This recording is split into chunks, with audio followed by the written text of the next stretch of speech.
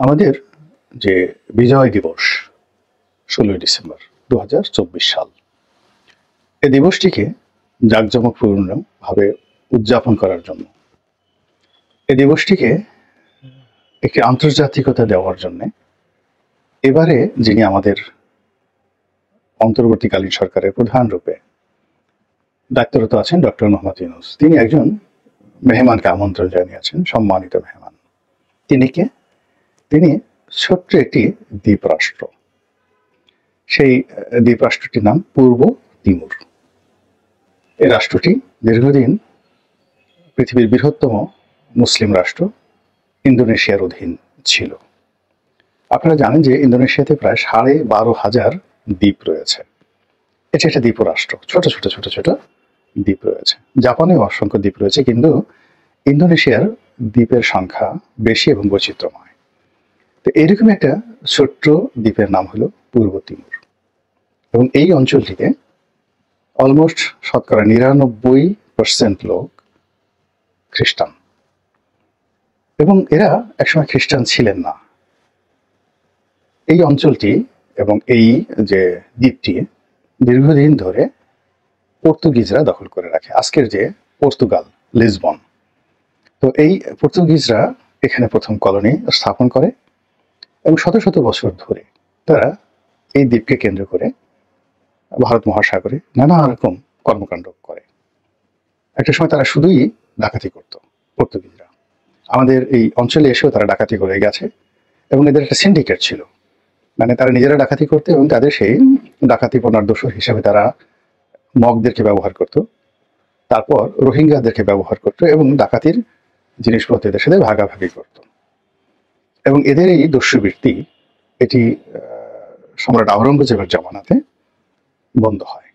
তিনি নৌবাহিনী গঠন করে একদম এদেরকে মাটির সঙ্গে মিশিয়ে দেন। তো বাংলাদেশ থেকে এবং ভারত মহাসাগরে যে অঞ্চলটি মুঘল সম্রাট আওরঙ্গজেবের অধীন ছিল, সেই অঞ্চলে এই ডাকাতি বন্ধ হয়ে যায়।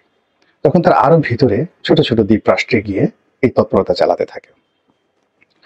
তারাও ইস্ট ইন্ডিয়া কোম্পানি গঠন করেছিল, মানে ব্যবসা বাণিজ্য, ডাকাতির পাশাপাশি ব্যবসা বাণিজ্য করারও তাদের চেষ্টা ছিল।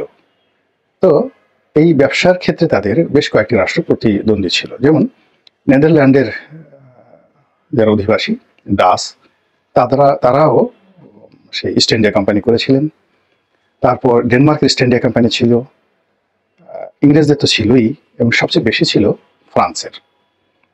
তো ডাসরা যেটা করতে সেটা ওলান্দাস ওই নামে, এবং সেই যা হোক, এখন তারা এই ডাকাতি বাদ দিয়ে যখন ব্যবসা বাণিজ্য করার চেষ্টা করলো, ওই সময়টিতে তারা দেখা গেল ভারত মহাসাগরের যে সকল ছোট ছোট দ্বীপ, উপদ্বীপ, এমনকি ভারতের বড় বড়, যেমন আপনার ধরুন কলকাতা, তারপরে মুম্বাই, এ সকল এলাকাতে তাদের বড় বড় ব্যবসা প্রতিষ্ঠান ছিল। আলটিমেটলি তারা প্রতিযোগিতায় শক্তিমত্তা ইংরেজদের সাথেও পারে না, ফ্রান্সের সাথেও পারে না।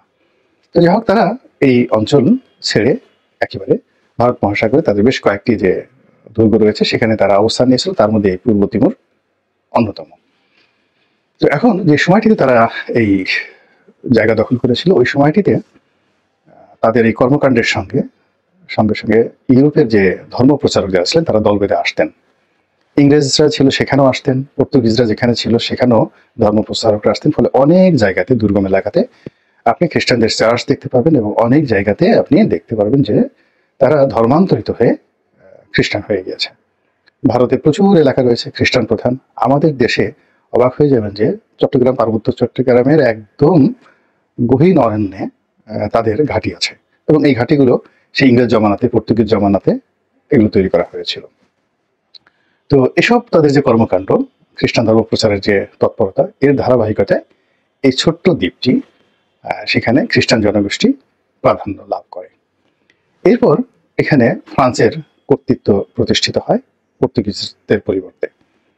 তারপর একটা সময় ইন্দোনেশিয়া আবার এই দ্বীপটি দখল করে নেয়। কিন্তু যখনই দখল করে নেয়, সঙ্গে সঙ্গে সমস্ত পশ্চিমা দুনিয়া তারা এক হয়ে যায়, এবং এখানে ছোট একটি দ্বীপ রাষ্ট্র যার আয়তন মাত্র ১৫,০০০ বর্গ কিলোমিটার, আমাদের দেশের ছোট্ট একটা জেলার মতো। আর লোক সংখ্যা যদি ধরেন ১৩ লাখ সামথিং, এখানে এই মুহূর্তে আজকের জনসংখ্যা ১৩ লাখ সামথিং, তো সেই 13 লাখ জনগোষ্ঠীর মধ্যে আমাদের দেশের একটা উপজেলার মতো বড় একটা উপজেলার মতো জনসংখ্যা, আর আয়তনে ছোট্ট একটা জেলার মতো 15,000 বর্গ কিলোমিটার। তো এই দেশে বিদ্রোহীদেরকে শস্ত্র দিয়ে এই পশ্চিমারা রীতিমতো ইন্দোনেশিয়া বাহিনীর বিরুদ্ধে গেরিলা যুদ্ধ শুরু করে দেয়, এবং যতটা না যুদ্ধ ওখানে হলো তার চেয়ে 1000 গুণ প্রচার এবং প্রোপাগান্ডা চালানো হলো পশ্চিমা মিডিয়াতে।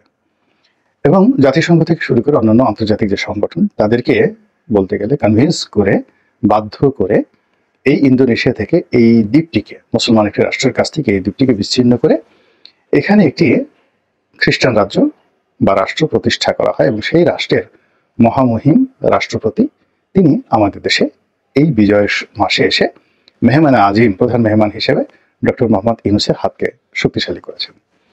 এখানে একটা বিষয় যে পূর্ব তিমুর প্রথমত খ্রিস্টান রাষ্ট্র, দ্বিতীয়ত এই রাষ্ট্রের এখন যিনি আছেন রাষ্ট্রপতি তিনি একসময় এখানকার প্রধানমন্ত্রী ছিলেন, এবং ওই যে আন্দোলন হয়েছিল গুশমাও, তিনি ছিলেন আন্দোলনের নেতা এটাকে খ্রিস্টান রাজ্য বানানোর জন্য। তখন সেই গুশমাও এর দক্ষিণ হস্ত ছিলেন এই বর্তমান রাষ্ট্রপতি যিনি আমাদের বাংলাদেশে এসেছেন। এই ভদ্রলোককে আবার তার কৃতকর্মের জন্য, যে তিনি একটি রাষ্ট্র প্রতিষ্ঠা করেছেন, 99% জনগোষ্ঠীর ধর্মবোধ খ্রিস্টানিজমকে তিনি আফুল করেছেন, এবং ইন্দোনেশিয়ার মতো একটা দখলদার বাহিনীকে তিনি পরাস্ত করার জন্য পশ্চিমাদের সহযোগিতা করেছেন, এবং বিশ্বের খ্রিস্টান সম্প্রদায়কে তিনি রক্ষা করেছেন। এই জন্য তাকে শান্তিতে, তিনি বিরাট শান্তি প্রতিষ্ঠা করেছেন, এই জন্য শান্তিতে তাকে নোবেল পুরস্কার দেওয়া হয়েছে। ভালো কথা। আর আমাদের ডক্টর মোহাম্মদ ইউনূস তিনিও শান্তিতে নোবেল পুরস্কার পেয়েছেন, এবং কপালের কি সুন্দর লিখন দেখুন, সেই পূর্ব তিমুরে যিনি আছেন তিনি সেখানে রাষ্ট্রপ্রধান, আর এখন আমাদের দেশে ডক্টর মোহাম্মদ ইউনূস শান্তিতে নোবেল পুরস্কার পেয়ে তিনিও সরকার প্রধান। রাষ্ট্রপ্রধান একজন আছেন বটে, বাট এখন তিনি ধরে নেওয়া হয় যে সরকার এবং রাষ্ট্র দুটিরই সকল ক্ষমতার তিনি প্রতিভূ।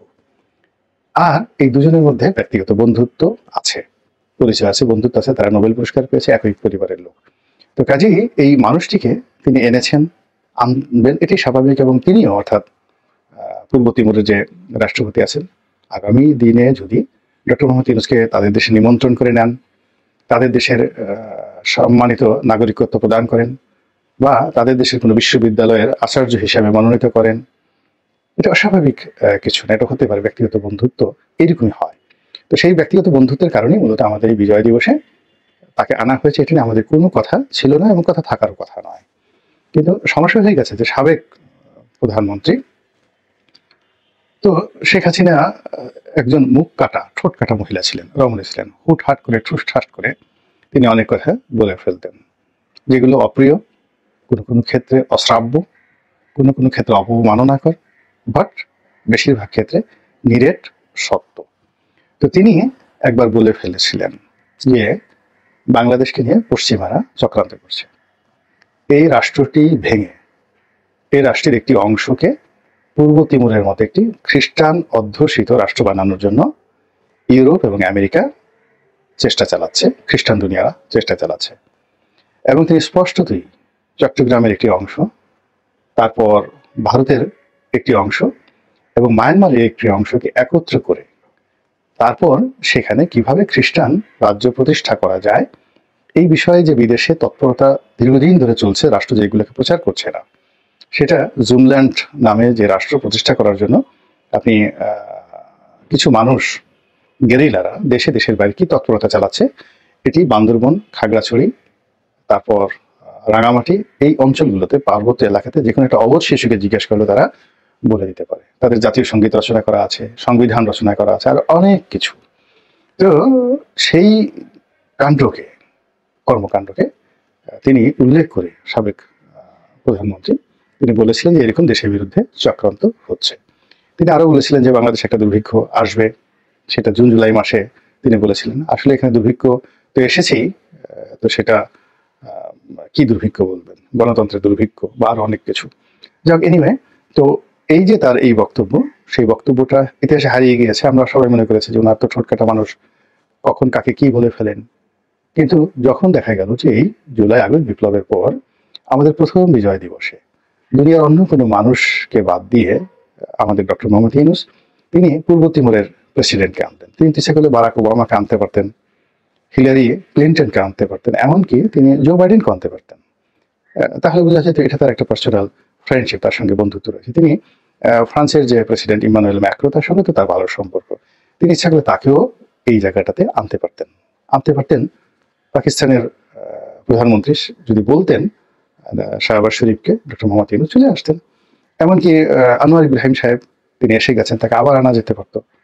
তো সেটা উনি করতে পারতেন, ওনার ব্যক্তিগত সেই সম্পর্ক আছে। কিন্তু সবকিছু বাদ দিয়ে তিনি যখন সেই পূর্ব তিমুরের প্রেসিডেন্টকে বাংলাদেশে আনলেন, তখন আমরা এমনি সন্দেহপ্রবণ মানুষ, আমাদের দেশে দুর্মুখের সংখ্যা খুব বেশি, সমালোচনা করতে আমরা খুবই পছন্দ করি, শুনতেও আমরা খুবই পছন্দ করি।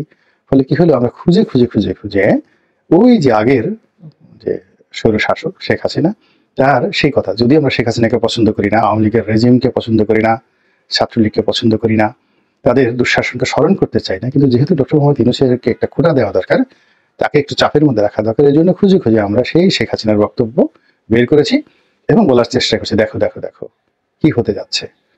হ্যাঁ, বিপ্লব করেছিলে বা যে রাস্তায় আত্মাহুতি দিয়েছিলে, এই জন্যে 16ই ডিসেম্বর তারিখে একেবারে দুনিয়ার অন্য কোনো মানুষ বাদ দিয়ে এমন একজন মানুষকে আনা হলো, যিনি একটা খ্রিস্টান রাষ্ট্রের প্রধান, এবং এই খ্রিস্টান রাষ্ট্রটি জোর করে তৈরি করা হয়েছিল বা করেছিল পশ্চিমারা, এবং আরেকটি মুসলমান রাষ্ট্রের কাছ থেকে ছিনিয়ে দিয়ে।